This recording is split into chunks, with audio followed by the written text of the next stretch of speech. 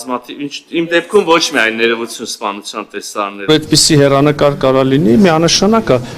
Րոպեներ առաջ ես հանձնաժողով նստած խոսում էինք այդ թվում այն ընդդիմադիր պատգամավորների հետ, ում գաղափարախոսությունը այն է եւ մնացած նաեւ խորհրդանուն չգտնվող առանձին ընդդիմադիր շրջանակներ, ում գաղափարախոսությունը այն է, որ գրեթե բոլոր հարևան երկրների հետ տարածքային խնդիրներ կան, տարածքային պահանջներ ու հավակնություններ ունենք,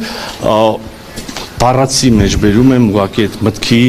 կրող մի քաղաքացու խոսքը, այս Հայաստանը մեզ պետք չի, հա, այդ քարտեզը գետինը քսելը, ներողություն խոսում եմ, էլի,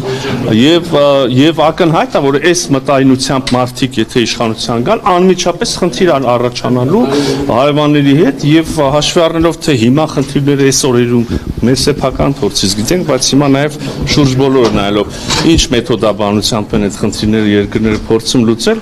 շատ մեծ հավանականությամբ Հայաստանը անմիջապես կկանգնի նոր Ժորժան շանտաժը այստեղ որն է, նայեք, ասում են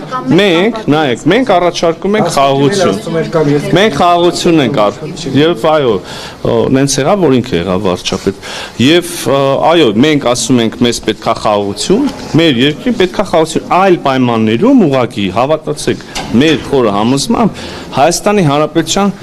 ոչ թե հաջողությունը, ոչ թե զարգացումը, այլ Հայաստանի Հանրապետության որպես անկախ պետություն գոյությունը ինքնին կհայտնվի մեծ կասկածի տակ։ Եվ այս մի առաջարկն է քաղաքացիներին, եւ կա զուգահեռ առաջարկը, չէ, մեզ այս Հայաստանը ընդհանրապես պետք չի, սա մենք թքած ունենք սրա վրա, մեզ պետքա չգիտեմ ինչ Հայաստան։